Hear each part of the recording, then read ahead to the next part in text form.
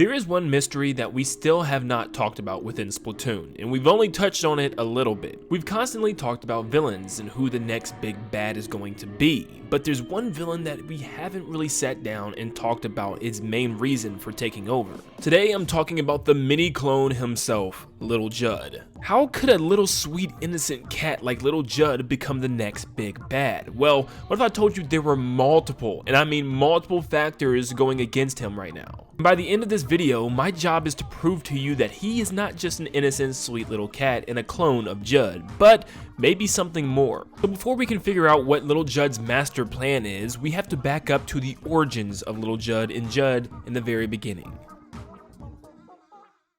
Judd was just an ordinary cat, placed in a cryogenic freezer from scientists back in the day in order to preserve him when the Earth failed humanity, and he was placed there for 10,000 years. Now, we still don't know necessarily if it was actually 10,000 years because we have pictures and images of a cat judging a turf war battle, which looks a lot like Judd as well, and we also have a picture of Judd judging the war against the Inklings and the Octarians. It's not until Splatoon 2 until we learn about a second Judd. Apparently, a second Judd was made as a clone of the first one in order for the first one to have company when he awakens, and also used as a failsafe in case Judd's capsule did not work. That is why we have Judd and Little Judd, and now within Splatoon 3, Little Judd can do his job judging, but for the enemies. The question might be, why are we even talking about Little Judd being bad? What makes him a bad guy? Well, there's actually a lot that goes into this. The first thing that we have to talk about is the big mystery, and you guys probably know what I'm talking about when you're looking at this image. It's the headset for Little Judd, because it means a lot. When you first boot up the game and start playing through multiplayer, you'll notice Little Judd does not have a headset whatsoever, but only when you complete the story mode, he gains a headset, which is very interesting. Now, this only happens when you complete the story mode, which means there's only one plausible reaction for this, is that Mr. Grizz is now gone. You defeated Mr. Grizz, and now Little Judd has a headset, but why? We know Grizzco is still under production even when Mr. Grizz is gone, which means either one of two things. One, Mr. Grizz is still talking to them because we can see him floating in space at the end, or two, they're all audio recordings left behind, which Nintendo actually did confirm in an interview that it could very well just be recordings this entire time and that he's not speaking to everybody live. Why does Little Judd have a headset only after you defeat Mr. Grizz in the story mode? Maybe he's taking the spot for Mr. Grizz and actually running Grizzco right now through this headset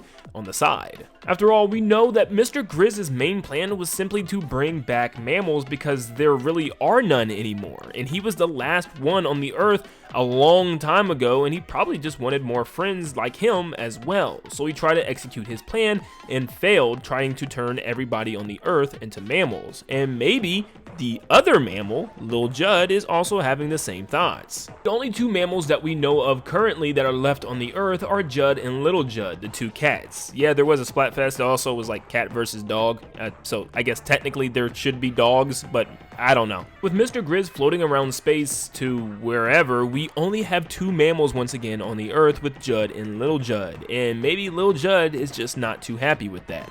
Yes, that is an explanation, but I think it's a little bit deeper than that. It looks like the Splatoon team likes to hint things now with prior games. I mean, we've had Splatfest hints that actually led into Splatoon 2's story with Callie versus Marie. We've had hints that Mr. Grizz from Salmon Run was going to be the big bad eventually, so I could definitely see them hinting at Little Judd potentially being a bad guy. Not to mention that he also references the bad guys. Now, this could just be, you know, for the sake of the multiplayer, but it's just a nice little note to reference before I get into even more detail. Thanks to Irie Island Gaming, we have gameplay of something that helps prove the Grizzco theory even more. When you go up against Little Judd in Table Turf War Battle, you'll notice Little Judd's deck of cards are all themed after Salmon Run, every single one of them, which is a very interesting fact considering the fact that he has nothing to do with Salmon Run, right?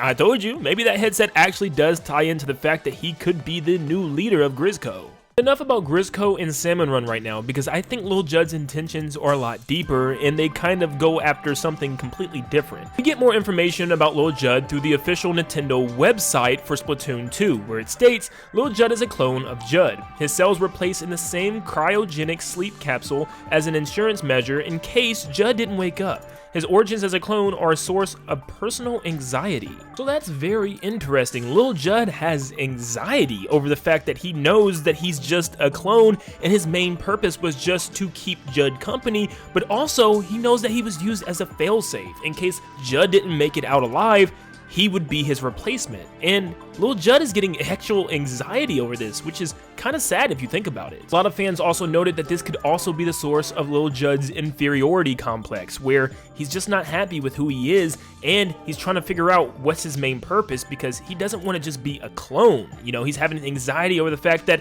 he was just made as a replacement, as a failsafe, in case Judd didn't make it out of cryo. Well, we have more information and even quotes from Lil Judd stating, "I've known from birth that I'm just a replica of you. How could you ever understand how I feel?" So it almost seems like Judd takes Lil Judd for granted. Judd is just there to judge, and he's lazy in between matches and doesn't really care much about anything else, where Lil Judd may be a little bit smarter and start understanding his surroundings a lot better and realizes that no one understands how he feels. He's not just happy to be alive because he feels like he's just there as a replacement tool. And now we know from the website that that's exactly the role that he wants to fill. The information under Lil Judd, the unusual life form, states one of two mammals in this world. He sits on Judd's belly, while Judd sleeps at the foot of Deca Tower in busy Inkopolis Square, but he's not particularly attached to him, aiming for Judd's seat. He's often plotting to get him out of the picture, but his small size has prevented him from acting on said plans. So Lil Judd knows that he's just,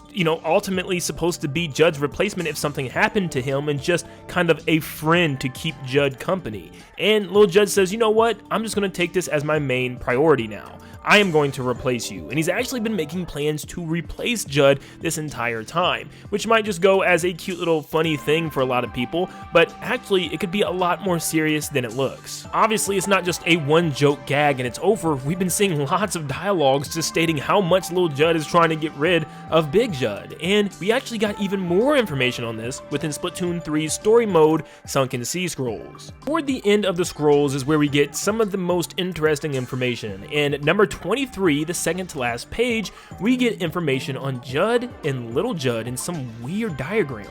It states operation, Lil Judd's judgy judgment, praise behavior, analyzing praise fur quality, no imperfections found. I guess I'll just go after the toe beans. What the heck does this mean? Does Little Judd want Judd's feet? I don't know, I can't tell you, but I do think it's just kind of a fun little dialogue just to reference something big that's coming. If you look at the picture, it definitely looks like Little Judd is watching Judd's every move. He has pictures and diagrams of everything that Judd does. He's even assessing Judd's fur quality and his toe beans on his feet. This is insane. Like, he's literally getting every bit of information that he can from Judd. But to be quite honest with you, this looks like an assassination attempt if anything. This is actually very scary. So Little Judd could actually be planning the takedown of Big Judd. And on the topic of fur, Little Judd's fur seems to be a lot different now. More spiky and fuzzy everywhere and ruffled, and it even looks like it's a little darker than before. Maybe he's trying to identify himself as somebody different and not just a clone of Judd, or maybe he's just growing up and getting older and he's going through a different change, like maybe, for instance, hitting his puberty for a cat. Or maybe this could very well be his villain arc. This is where he's starting to get ruffled, his anxiety is through the roof over this situation, he's angry, he's frustrated, and he's getting his revenge very soon. It's hard to say at the moment, but I do think the cute fuzzy cat relationship that we see right now between Judd and Little Judd might take a dangerous toll within the next DLC or maybe even the next game in the series. So I wouldn't be surprised instead of saving the great Zapfish again, this time we have to save Judd because we need our beloved cat judge. So once again, I go to you guys. What do you think about this theory? Do you think Little Judd is bad? Is he just misunderstood? Do you sympathize for him? Let me know in the comments down below, and thank you guys so much for tuning in. If you enjoyed this video, make sure you leave a like and subscribe to stay up to date on all things Splatoon 3 and Nintendo in general, and also make sure you turn on post notifications so you're updated whenever I post. Thank you guys so much for tuning in, and like always, I'll see you on the next one. See you guys.